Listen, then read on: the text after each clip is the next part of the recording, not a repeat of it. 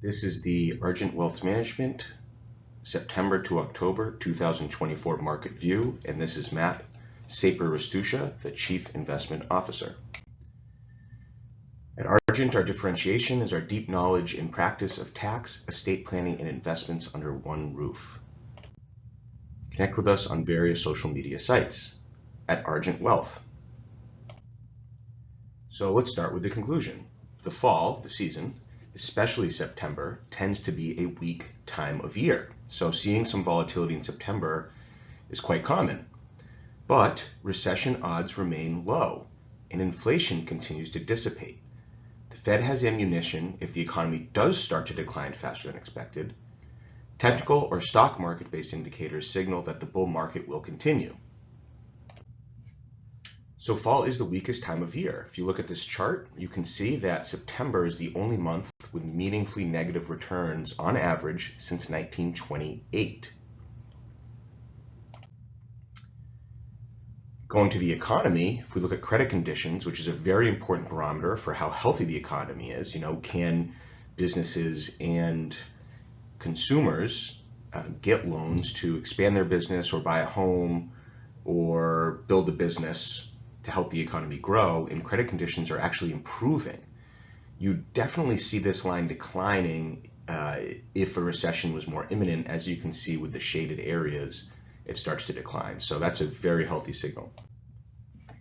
Now, unemployment, we've seen it tick up a bit recently, which is why the Fed is debating between a 25 basis point and a 50 basis point rate cut at their meeting September 18th.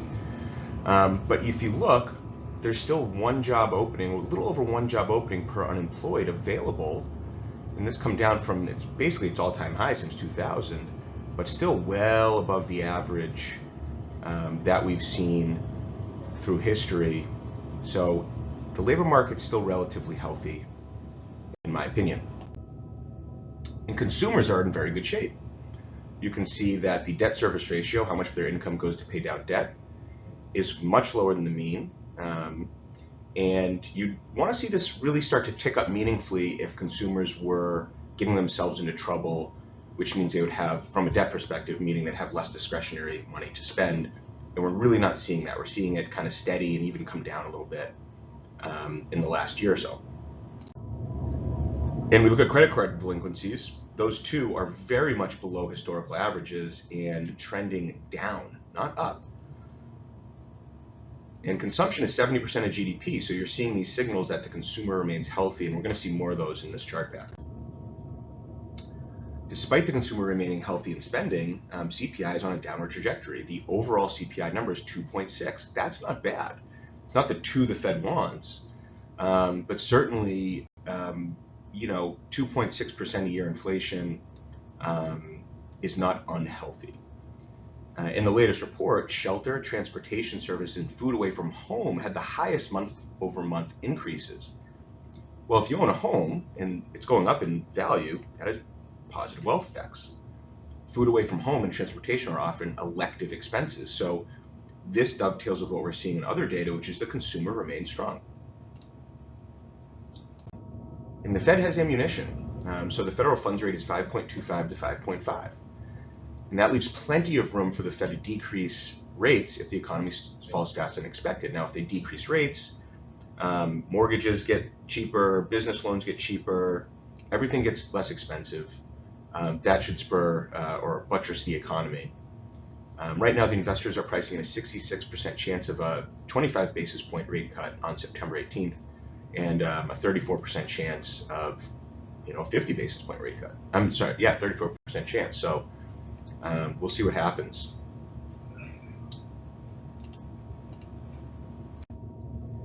And finally, after a couple of years, we're starting to see the yield curve steepen. What does that mean? Well, the spread between the 10-year Treasury and the 2-year Treasury yield is now positive.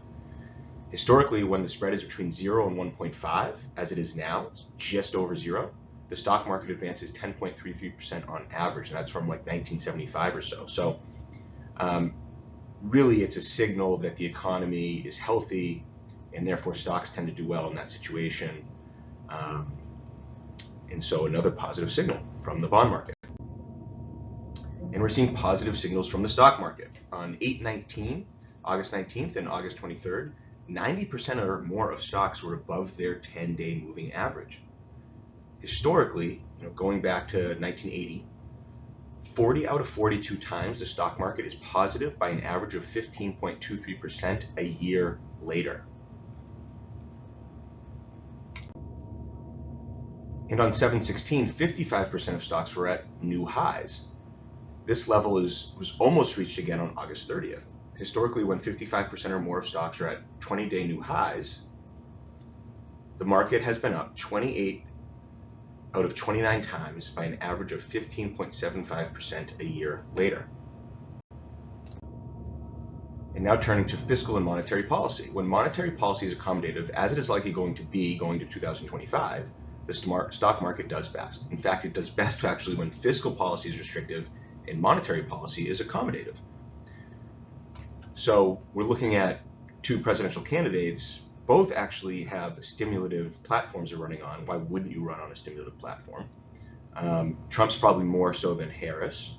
But either way, we're going to see both fiscal and monetary stimulus, and the stock market tends to go up about 10.45% per annum in that scenario. So a good sign there. And right now, sentiment is pessimistic, right? Investors aren't feeling that great. And so incremental good news is going to have more impact than incremental bad news at this point, when investors are feeling already pretty pessimistic. If you look at the history of bull markets, what is the average and where are we now? We're up about 40% on the Dow over close to 500 days. The average in a long-term bull, which we're in since 2009, for a bull market, has been 105% return over 751 days. So that would be another year or so, and pretty significant returns. I don't think we're going to get that kind of return next year, but certainly it bodes well that we're still well below the average.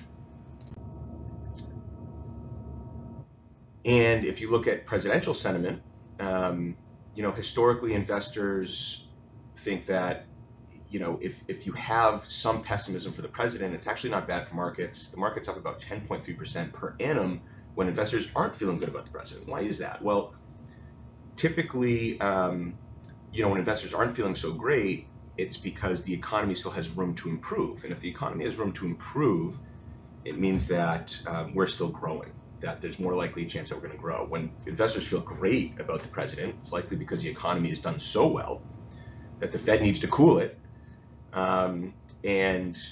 The market doesn't do so well. When sentiment's really optimistic, the market's only up 2.4% gain per annum. Now, when the market's really pessimistic, that's usually when we're in a recession. And so in that case, the market tends to be down. But again, it's not the president driving stock market returns here. I think it's really the economy, and then people feel more pessimistic or optimistic about the president depending on the economy. So here's the appendix that shows some of the key economic proposals from Harris and Trump. And you can see historical election outcome scenarios as well in market performance in the appendix. And you can see in general, the market tends to be up 3 months later in all scenarios. It tends to do best actually when a Democrat wins in the Congress, and there's a split Congress. Second best when the Republicans own Congress.